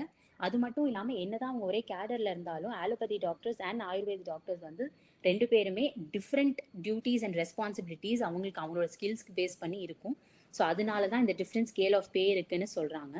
பட் ரெஸ்பாண்டன்ஸ் வந்து என்ன சொல்றாங்கன்னா, ரெண்டு doctor like both allopathy doctors and the ayurvedic doctors வந்து ஒரே போஸ்டிங்ல தான் லைக் மெடிக்கல் ஆஃபீஸர் போஸ்டிங்ல ஒரே கேடர்ல அது class 2 of the medical services of குஜராத்ல தான் வந்து அலோகேட் ஆயிருக்காங்க. ஸோ அந்த ரூல்ஸ் அண்ட் ரெகுலேஷன்ஸ் படி பார்த்தோம்னா ஒரு கேடர்ல அப்பாயிண்ட் பண்ணியிருக்கப்பட்ட டாக்டர்ஸ்க்கான பே வந்து காமனா தான் இருக்கணும். ஸோ அப்படி பார்க்கும்போது for both ayurveda doctors and allopathy டாக்டர்ஸ்க்கு வந்து எங்களுக்கு சேம் ஸ்கேல் ஆஃப் பே தான் இருக்கணும்னு சொல்லி இந்த ஆயுர்வேத டாக்டர்ஸ் வந்து கிளைம் பண்றாங்க. அது மட்டும் இல்லாம குவாலிஃபிகேஷன்ஸ் டிஃப்ரெண்டா இருந்தாலுமே நாங்க பெர்ஃபார்ம் பண்ற duties are very much same தான். ஸோ அதனால நீங்க டிஃப்ரென்ஷியேட் பண்ணக்கூடாதுன்னு சொல்லி ஆயுர்வேத டாக்டர்ஸ் கிளைம் பண்றாங்க. ஸோ இந்த கேஸ்ல பேசிக்கா 2 இஷ்யூஸ் இருக்கு. ஃபர்ஸ்ட் இஷ்யூ என்னன்னு பார்ப்போம். ஃபர்ஸ்ட் இஷ்யூ வந்து எஜுகேஷனல் குவாலிஃபிகேஷன் பேஸ் பண்ணி டிஃப்ரெண்ட் ஸ்கேல் ஆஃப் பே வந்து ஒரே கேடர்ல இருக்க ஆஃபீஸர்ஸ்க்கு கொடுக்கலாமா, இஸ் இட் ரைட்டுங்கிறது தான் ஃபர்ஸ்ட் இஷ்யூ. ஸோ இந்த இஷ்யூக்கு வந்து பேசிக்கா சில பிரசிடென்ட்ஸை வந்து சைட் பண்ணி தான் வந்து சுப்ரீம் கோர்ட் வந்து இதுக்கு ஜட்மெண்ட் கொடுக்குறாங்க. ஸோ ஃபர்ஸ்ட் இந்த state of Mysore versus Narasinga Rao கேஸ்ல பார்த்தோம்னா இந்த கேஸ்லயும் மெட்ரிகுலேட் டீச்சர்ஸ் அண்ட் நான் மெட்ரிகுலேட் டீச்சர்ஸ் இருக்காங்க. ஸோ அவங்களுக்கு வந்து லைக் மெட்ரிகுலேட்ஸ்க்கு வந்து ஹையர் ஸ்கேல் ஆஃப் பே வந்து கொடுக்கப்பட்டுச்சு. பட் இந்த கேஸ்ல வந்து கோர்ட் என்ன சொல்லியிருப்பாங்கன்னா, இப்படி வந்து டிஃபரன்ஷியேட் பண்றது வந்து is not violative of the constitutional ரைட்ஸ்ன்னு சொல்லிடுறாங்க. ஸோ அதனால இந்த டிஃப்ரெண்ட் ஸ்கேல் ஆஃப் பே இருக்கிறத வந்து நோ ஒன் கேன் குவெஸ்சன் இட்டுங்கிறதையும் இந்த கேஸ்ல வந்து சொல்லியிருக்காங்க. அடுத்து வந்து doctor Girijambal versus government of Andhra Pradesh கேஸ்ல வந்து பார்த்தோம்னா இதுவுமே almost similar to the R case தான். ஸோ இங்கேயும் medical officers like ayurvedic doctors and MBBS டாக்டர்ஸ்க்கான ஒரு டிஃப்ரெண்ட் ஸ்கேல் ஆஃப் பே கொடுக்கப்பட்டதை பற்றி தான் இங்கே பேசியிருப்பாங்க. ஸோ இங்கேயும் வந்து ஆயுர்வேதிக் மெடிசன்ல இருக்கவங்களுக்கு ஒரு லோவர் ஸ்கேல் ஆஃப் பே இருந்ததுனால அந்த செட் ஆஃப் டாக்டர்ஸ் வந்து இந்த கேஸ் ஃபைல் பண்றாங்க. ஸோ இந்த கேஸ்ல வந்து சுப்ரீம் கோர்ட் என்ன சொல்லியிருக்காங்கன்னா, ஈக்குவல் பே ஃபார் ஈக்குவல் ஒர்க்குங்கிற பிரின்சிபிள்ல எல்லா இடத்துலையுமே நம்மளால அப்ளை பண்ண முடியாது. அண்ட் முக்கியமா இந்த மாதிரி ப்ரொஃபஷனல் சர்வீசஸ் ப்ரொவைட் பண்ணக்கூடிய ஒரு ப்ரொஃபஷன் ஆஸ் டாக்டர்ஸ் ஒரு மெடிக்கல் ஃபீல்ட்ல வரும்போது it is a very professional service that is being provided. So அதுல ஸ்கில்ஸ் அண்ட் எல்லாத்தையுமே வந்து கன்சிடர் பண்ணி தான் ஆகணும். ஸோ அப்படி இருக்க ஒரு சிச்சுவேஷன்ல ஈக்குவல் பே ஃபார் ஈக்குவல் ஒர்க்குங்கிற ஒரு கான்செப்டை ஃபுல் அண்ட் ஃபுல் அப்ளை பண்ண முடியாதுங்கிறத வந்து இந்த கேஸ்ல சொல்லியிருப்பாங்க. அடுத்து அதே மாதிரி Shyam Babu Verma versus union of India கேஸ்லயுமே வந்து நேச்சர் ஆஃப் ஒர்க் சேமா இருந்தாலுமே அகாடமிக் குவாலிஃபிகேஷன்ஸ் அண்ட் அவங்களோட எக்ஸ்பீரியன்ஸ் அண்ட் ஸ்கில்ஸை பேஸ் பண்ணி அவங்களுக்கு ஸ்கேல் ஆஃப் பே டிஃபர் பண்றது வந்து it is not against the லாங்கிறதையும் இந்த கேஸ்ல சொல்லியிருப்பாங்க. ஸோ இதை வச்சு பார்க்கும்போது நம்ம சுப்ரீம் கோர்ட் நம்மளோட கேஸ்க்கு என்ன சொல்றாங்கன்னா, எஜுகேஷனல் குவாலிஃபிகேஷன் பேசிஸ்ல ஆயுர்வேத டாக்டர்ஸ் அண்ட் ஆலோபதி டாக்டர்ஸ்க்கு வந்து ஒரு டிஃப்ரெண்ட் ஸ்கேல் ஆஃப் பே வச்சிருக்கிறது வந்து it is not a violation against sections 14 and section 16 of the constitution சொல்லி ஸ்டேட் ஆஃப் குஜராத்க்கு ஃபேவரா வந்து இந்த ஜட்மெண்ட் சொல்றாங்க. அடுத்து நம்மளோட செகண்ட் இஷ்யூ என்னன்னு பார்ப்போம். செகண்ட் இஷ்யூவும் வந்து ஆலோபதி டாக்டர்ஸும் ஆயுஷ் டாக்டர்ஸும் they are performing the same kind of work தான். ஸோ அவங்க ஈக்குவல் ஒர்க் பண்ற இடத்துல they should also be entitle to equal பேயா இல்லையாங்கிறது தான் அடுத்த இஷ்யூ. ஸோ இந்த இஷ்யூல நம்ம வந்து ஃபர்ஸ்ட் என்ன பார்க்கணும்னா, என்னதான் வந்து நம்மளோட ரெஸ்பாண்டன்ஸ் வந்து ஆயுர்வேத டாக்டர்ஸ் அண்ட் ஆலோபதி டாக்டர்ஸ்க்கு வந்து சேம் கைண்ட் ஆஃப் டியூட்டிஸ் இருக்குன்னு சொல்லியிருந்தாலுமே நம்மளோட ஸ்டேட் வந்து நிறைய எப்படி வந்து அவங்களோட ஒர்க் டிஃப்ரெண்டா இருக்குங்கிறதுக்கான ஒரு நிறைய ப்ரூஃப் வந்து சப்மிட் பண்ணியிருக்காங்க. ஸோ அவங்களோட டியூட்டிஸ் அண்ட் ரெஸ்பான்சிபிலிட்டிஸ்ல வந்து நிறைய டிஃபரன்சஸ் இருக்கு. என்னதான் அவங்க சேம் கேடர்ல சேம் மெடிக்கல் ஆஃபீஸர்ஸாவே இருந்தாலுமே அவங்களோட டியூட்டிஸ் அண்ட் ரெஸ்பான்சிபிலிட்டிஸ் வந்து பிரிட்டி மச் அது டிஃப்ரெண்டா தான் இருக்குன்னு வந்து இந்த அவங்க ஸ்டேட்ல வந்து சொல்லியிருப்பாங்க. ஸோ என்னன்னா எமர்ஜென்சி டியூட்டிஸோ இல்லை ட்ராமா கேரோ இல்லை சர்ஜரிஸ் பர்ஃபார்ம் பண்ணுறதோ எல்லாமே வந்து ஆலோபதி டாக்டர்ஸால தான் பண்ண முடியும். ஸோ கரண்ட்லி வந்து medical field is very technologically modernised and நிறைய அட்வான்ஸ்மெண்ட்ஸ்லாம் இருந்திருக்கு. ஸோ அப்படி இருக்கிற ஒரு சுச்சுவேஷனில் மேஜர் எமர்ஜென்சி சுச்சுவேஷன்ஸ்லையும் சர்ஜரிஸ் பர்ஃபார்ம் பண்ணுறதுக்கான எல்லா ஸ்கில்ஸுமே ஆலோபதி டாக்டர்ஸ்க்கு தான் இருக்கு. Because they are properly qualified MBBS doctors, they have the knowledge of the technical side of medical field. But அது வந்து ஆயுர்வேதிக் டாக்டர்ஸ்க்கு வந்து அந்த ஒரு எக்ஸ்பீரியன்ஸ் இருக்காது. ஸோ அதனால அவங்களாலையுமே இந்த சர்ஜன்ஸ்க்கு அசிஸ்டும் பண்ண முடியாது, அவங்களால சர்ஜரிஸுமே பர்ஃபார்ம் பண்ண முடியாது. அது மட்டும் இல்லாமல் போஸ்ட்மார்ட்டமுமே வந்து ஆயுர்வேதிக் டாக்டர்ஸால பண்ண முடியாது. Only MBBS doctors can do it. அதுக்கான ஒரு எக்ஸாம்பிள் லைக் இது நம்மளோட லால வந்து எங்க கிளியரா இதை சைட் பண்ணி சொல்லியிருக்காங்கன்னா, சிஆர்பிசியோட செக்ஷன் 176 வந்து 174 and 176 வந்து ஒரு போஸ்ட்மார்ட்டம் பண்றதையோ இல்லை சூசைட்கான கன்ஃபர்மேஷன் தரதோ எக்ஸாமின் பண்றதோ ஒரு சிவில் சர்ஜனால மட்டும்தான் பண்ண முடியும். ஸோ அந்த கேட்டகரியில ஒரு நான் எம்பிபிஎஸ் மெடிக்கல் ஆஃபீஸர் வரவே முடியாது. ஸோ அப்படி பார்க்கும்போது only an allopathy doctor can do போஸ்ட்மார்ட்டம்ஸ். ஆயுர்வேதிக் டாக்டர்ஸால போஸ்ட்மார்ட்டம்ஸே பண்ண முடியாது. அது மட்டும் இல்லாமல் எம்பிபிஎஸ் டாக்டர்ஸ் வந்து அவங்க ஆன் அ டெய்லி பேசிஸ் நிறைய பேஷண்ட்ஸ்க்கும் அட்டென்ட் பண்ற மாதிரி இருக்கும். ஆயுர்வேதிக் டாக்டர்ஸ்க்கு அந்த ஒரு ரிக்குவயர்மெண்ட்டும் இருக்காது. மோரோவர் இன்ஜெக்ஷன்ஸுமே அட்மினிஸ்டர் பண்றதுல ஆயுர்வேதிக் டாக்டர்ஸ்க்கான ரிக்குவயர்மெண்ட்டுமே ரொம்ப கம்மி தான். அந்த வேலையுமே நிறைய எம்பிபிஎஸ் டாக்டர்ஸ் தான் பண்ணிட்டு இருக்காங்க. ஸோ இதெல்லாம் வச்சு பார்க்கும்போது என்னதான் வந்து ஆயுர்வேதிக் டாக்டர்ஸுமே ஒரு இம்பார்ட்டண்ட் ரொம்ப பல வருஷமா இருக்கிற அந்த சிஸ்டமை வந்து இன்னும் கொண்டு வந்துட்டு இருக்கிற ஒரு டாக்டர்ஸா இருந்தாலுமே அண்டர் த கரண்ட் சிச்சுவேஷன் இருக்கிற சிச்சுவேஷன்ஸ் அண்ட் அவங்களோட ஸ்கில்ஸ் எல்லாத்தையுமே கன்சிடர் பண்ணி அண்ட் இப்போ நம்மளோட கரண்ட் சிச்சுவேஷன்லையும் we can clearly see ayurveda doctors and allopathy doctors வந்து என்னதான் அவங்க சேம் கேடர்லேயே இருந்தாலுமே அவங்களோட ஒர்க் வந்து டிஃப்ரெண்ட்டாக தான் இருக்கு அவங்களோட ஸ்கில்ஸுக்கு பேஸ் பண்ண மாதிரி. ஸோ அப்படி இருக்கும்போது அவங்களுக்கான பேயுமே டிஃப்ரெண்ட்டாக தான் இருக்க முடியும். ஸோ அதனால ரெஸ்பாண்டன்ஸ் வந்து ஹையர் ஸ்கேல் ஆஃப் பே வந்து கிளைம் பண்ண முடியாதுன்னு சொல்லி இந்த கேஸில் வந்து அகைன் இந்த இஷ்யூ 2க்குமே in favour of the state of குஜராத்கே வந்து நம்ம ஜட்மெண்ட் வந்து தரப்பட்டிருக்கு. ஸோ இந்த கேஸ் அவ்வளோதான். யாருக்காவது டவுட்ஸ் இருந்தால் கண்டிப்பாக கேட்கலாம்.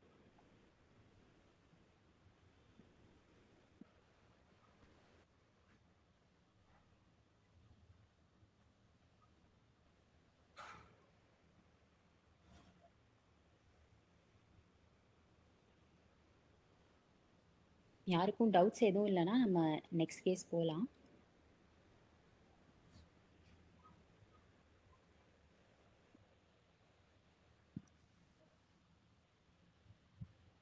நெக்ஸ்ட் கேஸ் இப்போ போகலாம். அலோபதி டாக்டர் வந்து ஆயுர்வேதிக் ஈக்குவல் இல்லைன்னு சொல்றாங்க.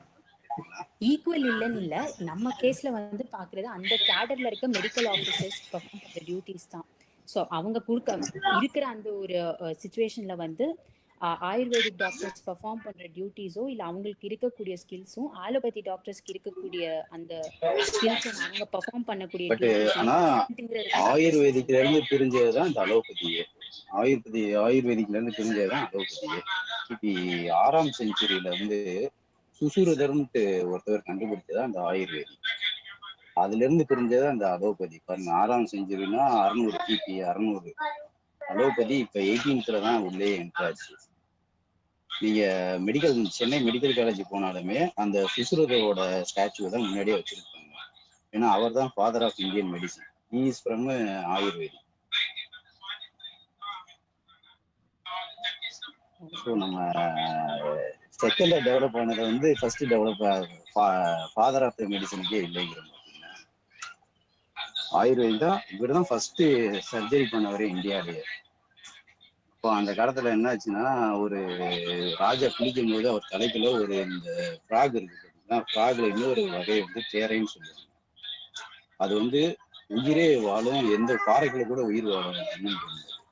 அது குளிக்கும் போது அந்த ராஜாவோட உடம்புக்குள்ள மூக்கு வழியவோ காது வழியோ உள்ள போய் பிரெயின்ல போய் செட் ஆயிடுச்சு. அது நாளாக வளர வளர என்னாச்சுன்னா அந்த ராஜாவுக்கு ரொம்ப ஹெடேக்காகவும் பெயினாகவும் இருக்கும்போது இந்த சுசுரர் தான் ஃபர்ஸ்ட் ஆப்ரேட் பண்ணாரு. கிட்டத்தட்ட 600 ஆப்ரேஷன் எக்யூப்மெண்ட் அவர் கையில வச்சிருந்தாரு. அவர் அந்த ஸ்கல்ல ஓபன் பண்ணும்போது அந்த தேரை வந்து என்னன்னா அந்த பிரெயினோட அட்டாச் ஆகிருக்கு. தேரையை பிடிச்சி இழுத்தோம்னாலுமே அந்த பிரெயினுக்கு பாதிப்பு வர ராஜா அன்கான்சியஸ் போயிடுவாரு. ஸோ இவர் என்ன பண்ணாருன்னா அப்போ ஒரு நீர் நிறைஞ்ச ஒரு தொட்டி கிட்ட கொண்டு போய் பிரெயின் அவரை கொண்டு வந்தோம்னா அந்த தேரைக்கு ஒரு குவாலிட்டி இருக்கு. என்னன்னா தண்ணியை பார்த்தோம்னா தாவிடும். ஸோ அவர் கொண்டு போன உடனே அது தேரை வந்து அங்கிருந்து ஆட்டோமேட்டிக்கா அந்த தண்ணிக்குள்ள தாவிடுச்சு. So raja save. இதெல்லாம் ஃபர்ஸ்ட் இந்தியாவில் வந்து சர்ஜரி பண்ணவர் கிபி 6ஆம் நூற்றாண்டுல வாழ்ந்தவர். Ayurvedic doctor, father of Indian medicine. இந்த தகவலை நான் சொல்லிக்கிறேன். ஸோ அவங்க வந்து ஈக்குவல் தான். இப்போ இவங்க வேற ஆயுஷ் வேற வெளியிட்டிருக்காங்க. 2 பேருமே ஈக்குவல் அப்படின்னு நோட்டிபிகேஷன். அது சாரி, எனக்கு அந்த அளவுக்கு இப்போ நாலேஜ் இல்லை. அந்த கேஸ் மட்டும் தான் படித்தேன். But thank you so much for கரெக்டா சார். பட் இந்த கேஸ்ல சுப்ரீம் கோர்ட் என்ன சொல்லியிருக்குன்னா, தோ ஹிஸ்டரியில வந்துட்டு ஆயுர்வேதிக் டாக்டர் சர்ஜரி பண்ணியிருந்தா இருந்தாலுமே இப்போ இருக்கிற மாடர்ன் அலோபதி டாக்டர்ஸ் பண்ற மாதிரி காம்ப்ளிகேட்டட் சர்ஜரிஸ் வந்துட்டு ஆயுர்வேதா டாக்டர்ஸ் பண்ண மாட்டேங்கிறாங்க அப்படின்னு கோர்ட் சொல்லி இருக்குது. அது இல்லாம சட்டம் ஒரு இருட்டறை, அதுல நம்ம அட்வொகேட்ஸோட வாதமே ஒளிவிளக்குன்னு சொல்லியிருக்காங்க. இப்போ இதே ரீசெண்டான கேஸ்ல வந்து மதுரையில நடந்துச்சு. என்ன பண்ணாங்கன்னா ஃபுட் சேஃப்டி ஆஃபீஸருக்கு வந்து இந்த ஆயுர்வேதிக்கும் சித்தாவும் அப்ளை பண்ணும்போது they are not equal to MBBS அப்படின்னு சொல்லி சென்ட்ரல் கவர்மெண்ட்டும் ஸ்டேட் கவர்மெண்ட்டும் ரிஜெக்ட் பண்ணாங்க. ஸோ இங்க நாங்க எடுத்து வச்ச வாதம் இதான். we are not below than MBBS. எங்களுக்கும் குவாலிஃபிகேஷன் இருக்கு. நாங்களும் அவங்க படிக்கிற அதே சேம் சிலபஸ் தான் இவங்க படிக்கிறாங்க. எந்த ஒரு மாற்றமே இல்லை, நேம் மட்டும் தான் மாறும். ஸோ நாங்க இங்க ஆர்கியூ பண்ணி எங்களோட இதில் வந்து அக்செப்ட் பண்ணி இவங்களும் food safety officer MBBS equal தான் அப்படின்னு சொல்லி ஜட்ஜ்மெண்ட் கொடுத்தாங்க. Vetri Selvi the state of member of செக்ரட்டரின்னு போட்டு பாருங்களேன் கூகுளில். அதுவும் இதெல்லாம் இன்வைட் பண்ணாதான், ஏன்னா ஜட்ஜஸுக்கு அவங்களுக்கு முன்னாடி நீங்க என்ன வாதம் வைக்கிறீங்களோ அதை பத்தி தானே அவங்க தீர்ப்பு சொல்லுவாங்க. அதான் சட்டம் ஒரு இருட்டறை, அதில் வழக்கறிஞரான வாதமே ஒளிவிளக்குன்னு. கண்டிப்பா சார். சார் நீங்க மியூட் ஆயிட்டீங்க. You want to continue? புரியல sir. Okay okay okay okay. Thank you sir. Thank you so much. Let me move on to next case. Abhinaya next. அடுத்து காவ்யா வில் பி பிரசன்டிங். அவங்களும் ஒரு ஃபைனல் இயர் ஸ்டூடெண்ட் தான். Over to Kavya. எல்லாருக்கும் வணக்கம். நாம இப்ப பார்க்க போற கேஸ் வந்துட்டு, ஹரிணி பிரசன்ட் பண்றீங்களா?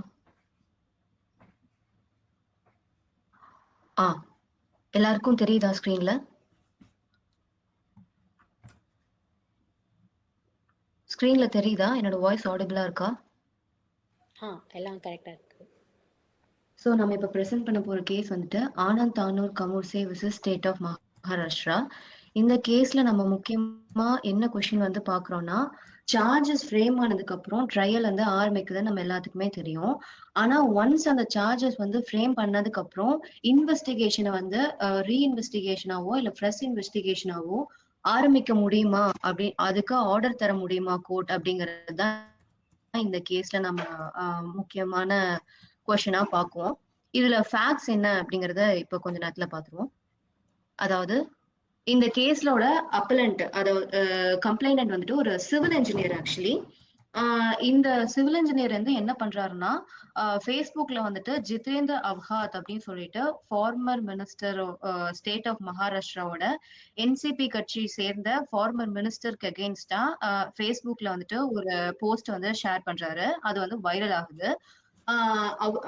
அவரோட அலிகேஷன்ஸ் என்னன்னா, இந்த போஸ்ட் வைரல் ஆனதுக்கு அப்புறம் ஜிதேந்திர அவ்ஹாத்தோட ரெசிடென்ஸுக்கு வந்து இவரை வந்து ஒரு நைட் வந்து 4 போலீஸ் ஆபீசர்ஸ் மூலமா எடுத்துட்டு போய் அடிக்கிறாங்க, த்ரெட்டன் பண்றாங்க, அந்த சோசியல் மீடியா போஸ்ட வந்துட்டு எடுக்கணும் அப்படின்னு சொல்லிட்டு இவர் ஒரு அலிகேஷன் வைக்கிறாரு. அடுத்து என்ன இவர் அலிகேஷன் வைக்கிறாருன்னா, இந்த த்ரெட்டன் பண்றது வந்து வெளியில தெரியக்கூடாதுங்கிற ஒரே காரணத்தினால இவர் மேல ஒரு எஃப்ஐஆர் ஃபைல் பண்றாங்க. யாருன்னா ஜிதேந்தர் அப்ஹாத் மினிஸ்டர், ஃபார்மர் மினிஸ்டரோட பினாமி வந்து இவருக்கு எதிராக ஒரு எஃப்ஐஆர் வந்து section 292 of IPC and section 66 subsection E of IT act கீழே வந்துட்டு இவருக்கு வந்து இவர் மேல ஒரு எஃப்ஐஆரும் பதிவு பண்ணிடுறாங்க அப்படின்னு சொல்லிட்டு அலிகேஷன் வைக்கிறாரு. ஸோ இவ்வளோ த்ரெட்டன் பண்ணதுக்கு அப்புறமும் இவர் வந்துட்டு என்ன பண்றாருன்னா இந்த இன்ஃபர்மேஷனை வந்துட்டு போலீஸ் ஸ்டேஷன்ல போய் சொல்லி போலீஸ் வந்துட்டு எஃப்ஐஆர் வந்து ஃபைல் பண்றாங்க. ஆனா சார்ஜஸ் வந்து இவங்க ஃப்ரேம் பண்ணும்போது என்ன பண்ணிடுறாங்கன்னா முக்கியமான செக்ஷன், அதாவது இவர் கிட்னாப் பண்ணதா தானே இவர் வந்து சொல்றாரு. ஆனா கிட்னாப் பண்றதுக்கான செக்ஷன் அண்ட் கிரீவியஸ் இன்ஜுரிக்கான செக்ஷன்லாம் வந்துட்டு விட்டுட்டு தான் இவங்க வந்துட்டு ஃபைலே பண்றாங்க. இதனால ஒழுங்கா இன்வெஸ்டிகேஷன் நடக்கல அப்படின்னு சொல்லிட்டு அவருக்கு ஃபீல் பண்ணோடனையும் அவர் என்ன பண்றாருன்னா டைரக்டா ஹைகோர்ட்டுக்கு வந்துட்டு ரிட் பெட்டிஷன் போடுறாரு. எதுக்குன்னா இப்போ இந்த பிரசன்ட் இன்வெஸ்டிகேஷன் வந்துட்டு முழுமையா நடக்கல அப்படிங்கறதுனால இது வந்துட்டு நீங்க சிபிஐக்கு இல்லைன்னா வேற ஏதாச்சும் இன்வெஸ்டிகேஷன் ஏஜென்சிக்கு மாத்துங்க, புதுசா ஃப்ரெஷ்ஷா இன்வெஸ்டிகேஷன் ஸ்டார்ட் பண்ணுங்க அப்படின்னு சொல்லிட்டு ஒரு ரிட் பெட்டிஷன் வந்துட்டு ஃபைல் பண்றாரு. ஆனா ஹைகோர்ட் வந்துட்டு என்ன பண்றாங்கன்னா அந்த ரிட் பெட்டிஷனை டிஸ்மிஸ் பண்ணிடுவாங்க. அதோட அப்பீல் தான் இப்ப நம்ம பிரசன்டா பாக்குவோம்.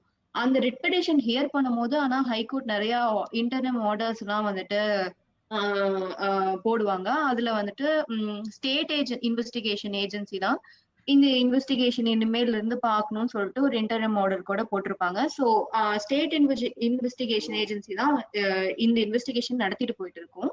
ஆனா ஸ்டேட் இன்வெஸ்டிகேஷன் ஏஜென்சியும் கூட இந்த பர்டிகுலர் இன்வெஸ்டிகேஷனை வந்துட்டு முழுமையா நடத்தல. அவங்களும் நிறைய இவருக்கு அதாவது எதிர்த்தரப்பு சார்பா இருக்காங்க, ஜிதேந்தர் அப்ஹாத் மினிஸ்டருக்கு சார்பா இவங்க வந்து நடத்துறாங்க, ஃபேரா இல்ல அப்படின்னு சொல்லிட்டு இவர் மறுபடியும் அலிகேஷன்ஸ் வைக்கிறாரு இந்த பிரசன்ட் பெட்டிஷன்ல, அதாவது இந்த பிரசன்ட் அப்பீல்ல. சோ இந்த பிரசன்ட் அப்பீலோட கொஸ்டின் என்னன்னா ஹைகோர்ட் வந்து இந்த மாதிரி டினை பண்ணது சரியா தப்பா, இந்த டிரான்ஸ்ஃபர் ஆஃப் இன்வெஸ்டிகேஷன் சிபிஐக்கு போகாம அவங்க டினை பண்றது சரியா தப்பா, அப்படின்னா ஃபர்தர் இன்வெஸ்டிகேஷன் அப்படியே வந்துட்டு சிபிஐக்கு போனாலும் further investigation reinvestigation new investigation வந்து ஆரம்பிக்க முடியுமா, ஒன்ஸ் வந்து சார்ஜஸ் ஃப்ரேம் ஆனதுக்கு அப்புறம் ட்ரையல் ஸ்டார்ட் ஆயிடுச்சு அதுக்கப்புறம் கூட இதை வந்துட்டு நம்ம ரீஇன்வெஸ்டிகேஷன் வந்து ஆரம்பிக்க முடியுமா அப்படின்னு சொல்லிட்டு கொஸ்டின் வருது.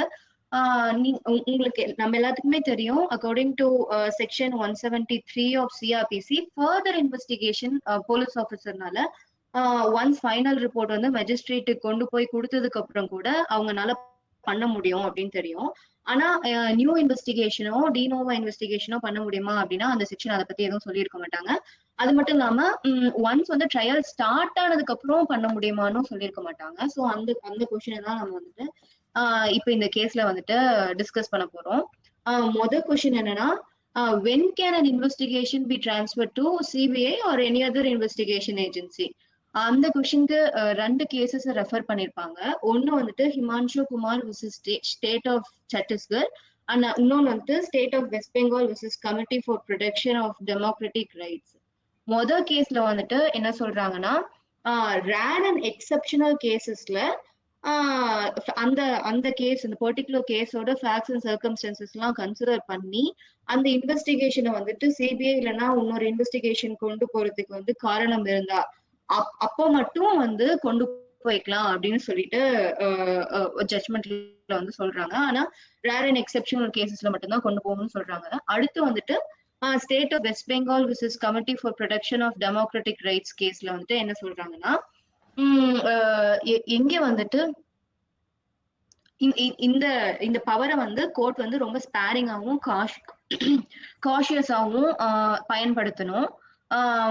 இப்போ வந்து இன்டர்நேஷனல் அண்ட் நேஷனல் ராமிஃபிகேஷன்ஸ் அப்படி இல்லைன்னா ப்ராப்பர் ஜஸ்டிஸ் வந்து என்ஃபோர்ஸ் பண்றதுக்காகவும் ஃபண்டமெண்டல் ரைட்ஸை வந்து என்ஃபோர்ஸ் பண்றதுக்காகவும் இந்த பவரை வந்து கோர்ட் பயன்படுத்தலாம் அப்படின்னு சொல்றாங்க. ஸோ இந்த பர்டிகுலர் ஃபேக்ட்ஸ் இந்த கேஸோட particular facts and circumstances consider பண்ணி இந்த இந்த கேஸ்ல என்ன சொல்லிருப்பாங்கன்னா தேவையில்லை, சிபிஐக்கு கொண்டு போக தேவையில்லை அப்படின்னு சொல்லியிருப்பாங்க. அந்த அளவுக்கு ரேர் அண்ட் எக்ஸெப்ஷனல் கேஸ் இது கிடையாது அப்படின்னு சொல்லிட்டு ஜட்மெண்ட்ல சொல்லியிருக்காங்க. அடுத்த இம்பார்ட்டன்டான கேஸ் தான் இதுதான் ஆக்சுவலி இந்த ஜட்மெண்டோட முக்கியமான கொஸ்டினே. அதாவது ஒன்ஸ் வந்து சார்ஜஸ் ஃப்ரேம் பண்ணதுக்கு அப்புறம் சார்ஜ் ஷீட் ஃபைல் பண்ணதுக்கு அப்புறம் ஒரு கோர்ட் வந்துட்டு ஃபர்தர் இன்வெஸ்டிகேஷனுக்காகவோ இல்ல ரீஇன்வெஸ்டிகேஷனுக்காகவோ இல்ல புதுசா இன்வெஸ்டிகேஷன் டினோவா இன்வெஸ்டிகேஷனுக்காகவோ ஆர்டர் பாஸ் பண்ண முடியுமா முடியாதா அப்படிங்கறதுதான். இதுக்கு வந்துட்டு 2 ஜட்மெண்ட் ரெஃபர் பண்றாங்க. ஒன்னு Bharati Tamang versus union of India, இன்னொன்னு வந்து Dharampal versus state of Haryana. முதல்ல Bharati Tamang versus union of இந்தியால வந்துட்டு என்ன சொல்றாங்கன்னா, ஒரு கிரிமினல் ப்ராசிக்யூஷனை வந்துட்டு எந்த டெஃபிஷியன்சியும் இல்லாம கொண்டு போறதுக்காக கோர்ட்டுக்கு வந்துட்டு ஒரு ஸ்பெஷல் இன்வெஸ்டிகேஷன் டீமை ஃபார்ம் பண்றதுக்கு ரைட்ஸ் இருக்கு. அந்த ஸ்பெஷல் இன்வெஸ்டிகேஷன் டீமுக்கு central and state government authority support பண்றதுக்காக ஆர்டர் போடுறதுக்கும் ரைட்ஸ் இருக்கு. ஏன்னா அப்பதான் வந்துட்டு ரியல் கல்பிரிட்ஸ் அண்ட் புக் பண்ண முடியும், அப்புறம் எஃபெக்டிவ் கான்டாக்ட் ஆஃப் ப்ராசிக்யூஷன் வந்துட்டு இருக்கும் அப்படின்னு சொல்றாங்க. அடுத்து வந்துட்டு இதுல இதே கேஸ்ல என்ன சொல்லிருப்பாங்கன்னா வந்துட்டு சார்ஜ் ஷீட் ஃபைல் பண்ணதுக்கு அப்புறமும் கூட சிபிஐக்கு வந்துட்டு ஹைகோர்ட் இல்லைன்னா சுப்ரீம் கோர்ட் வந்துட்டு இன்வெஸ்டிகேஷனை ஹேண்ட் ஓவர் பண்ண முடியும், கேஸை ஹேண்ட் ஓவர் பண்ண முடியும். சிபிஐ மட்டும் இல்ல, வேற ஏதாச்சும் இண்டிபெண்டன்ட் ஏஜென்சி கூட ஹேண்ட் ஓவர் பண்ண முடியும் அப்படின்னு சொல்றாங்க. இது எப்போனா ஜஸ்டிஸ் வந்துட்டு அப்போ மட்டும்தான் நம்மளால அச்சீவ் பண்ண முடியும் அப்படின்னு சொல்லிட்டு கோர்ட் வந்து அந்த பிரசன்ட் கேஸோட ஃபேக்ட்ஸ் அண்ட் சர்க்கம்ஸ்டன்சஸ் மூலமா அவங்களுக்கு தெரிய வந்துச்சுன்னா இது வந்து டைரக்ட் பண்ணலாம் சிபிஐக்கும் இல்லைன்னா வேற ஏதாச்சும் இண்டிபெண்டன்ட் ஏஜென்சிக்கும் கேஸை ஹேண்ட் ஓவர் பண்ணலாம்னு சொல்லியிருப்பாங்க. அடுத்து தரம்பால் விசஸ் ஸ்டேட் ஆஃப் ஹரியானால இது வந்து ஆக்சுவலி ரொம்ப முக்கியமா இந்த கேஸ் வந்துட்டு இந்த பிரசன்ட் ஜட்மெண்ட் வந்து Dharampal versus state of Haryana மூலமா தான் ரூல் பண்ணிருப்பாங்க. என்னன்னா வந்துட்டு இப்போ ஃபேர் ட்ரையல் அப்படிங்கிறது வந்து நம்மளோட ஃபண்டமெண்டல் ரைட்னு சொல்லிட்டு ஆர்டிகல் 21ல வந்து சொல்லியிருப்பாங்க. ஆனா ஃபேர் ட்ரையல் அச்சீவ் பண்றதுக்கு நம்மளுக்கு ஒரு ஜஸ்டான இன்வெஸ்டிகேஷன் வேணும், ஒரு ஃபேரான இன்வெஸ்டிகேஷன் வேணும். சோ ஆனா இப்ப வந்து சார்ஜஸ் ஃப்ரேம் பண்ணதுக்கு அப்புறம் ஃபர்தரா இன்வெஸ்டிகேஷன் வந்து பண்ண முடியாது, அதுக்கான காரணங்கள் இருந்தும் பண்ண முடியாதுன்னு சொல்லிட்டு ஒரு இம்பிடன்ஸ் இருந்துச்சுன்னா நம்மளால ஒரு ப்ராப்பரான ஃபேர் அண்ட் ஜஸ்ட் இன்வெஸ்டிகேஷன் நடத்த முடியாது. ஸோ ஆப்வியஸ்லி ஃபேர் ட்ரையல் வந்து நம்மளால கொடுக்க முடியாது அப்படின்ற காரணத்தினால அந்த இம்பிடன்சி வந்துட்டு இதை தடுக்க கூடாது அப்படின்னு சொல்லிட்டு என்ன சொல்லிருப்பாங்கன்னா, சார்ஜஸ் ஒன்ஸ் ஃப்ரேம் பண்ணதுக்கு அப்புறம் கூட இன்வெஸ்டிகேஷன் புதுசாவோ இல்ல ரீஇன்வெஸ்டிகேஷன் பண்ணவோ இல்ல ஃபர்தர் இன்வெஸ்டிகேஷன் பண்ணவோ கோர்ட்னால ஆர்டர் கொடுக்க முடியும் அப்படின்னு சொல்லிட்டு டெசிஷன் சொல்லியிருப்பாங்க. இந்த பிரசன்ட் கேஸ்ல வந்துட்டு ஹைகோர்ட்டோட பாதி ஆர்டரை வந்து செட் அசைட் பண்ணிருப்பாங்க, பாதி ஆர்டர் வந்து அப்ஹெல்ட் பண்றாங்க. அதாவது என்னன்னா சிபிஐக்கு வந்து இல்லைன்னா வேற ஏதாச்சும் இன்வெஸ்டிகேஷன் ஏஜென்சிக்கு இந்த கேஸ் டிரான்ஸ்ஃபர் பண்ணல அப்படின்னு சொல்லிட்டு ஹைகோர்ட் சொல்லியிருப்பாங்க இல்லையா, அந்த ஆர்டரை வந்துட்டு இவங்க அப்ஹெல்ட் பண்ணிட்டு ஆனா மீதி பாதி அதாவது ஃபர்தர் இன்வெஸ்டிகேட் பண்ண முடியாது, ரீஇன்வெஸ்டிகேட் பண்ண முடியாது, புதுமையான இன்வெஸ்டிகேஷன் கண்டக்ட் பண்ண முடியாதுன்னு சொல்லியிருப்பாங்கல்ல ஒன்ஸ் வந்து சார்ஜஸ் ஃப்ரேம் பண்ணதுக்கு அப்புறம், அதை வந்து செட் அசைட் பண்ணிடுறாங்க. பண்ணிட்டு ஃபர்தரா இன்வெஸ்டிகேட் வந்து பண்ணலாம். ஏன்னா இந்த கேஸ்ல வந்துட்டு நிறைய திருப்பங்கள் இருக்கு.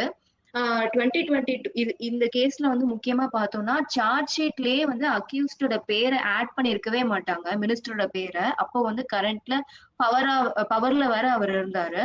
சோ 2 வருஷம் கழிச்சு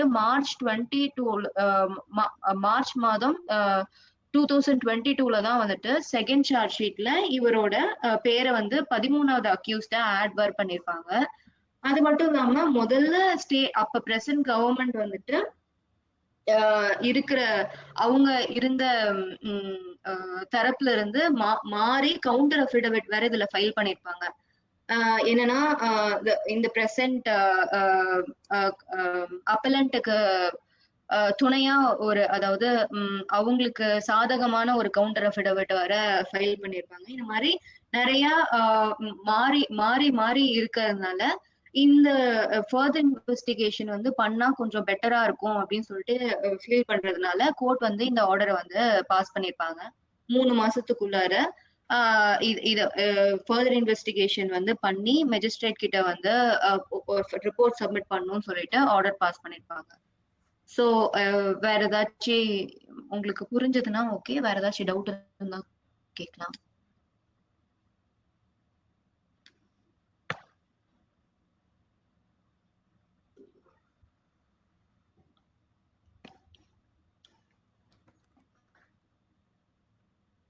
ஓகே, வேற யாருக்கா டவுட் இருக்குதா?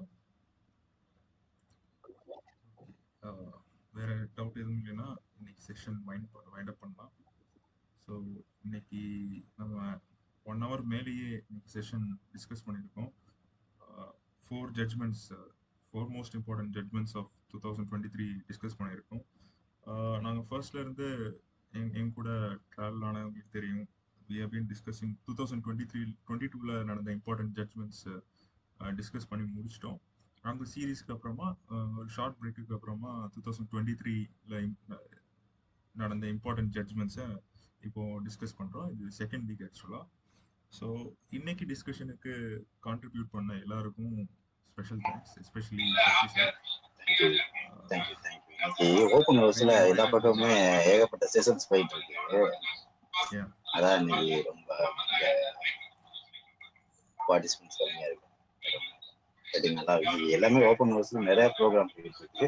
அதுவும் சேம் டைம் பீரியட்ல. எக்ஸாம் ஃபீவர் வேற இங்க தமிழ்நாட்டில் ஆரம்பிச்சிருச்சா, இன்னும் 25 days இருக்கு.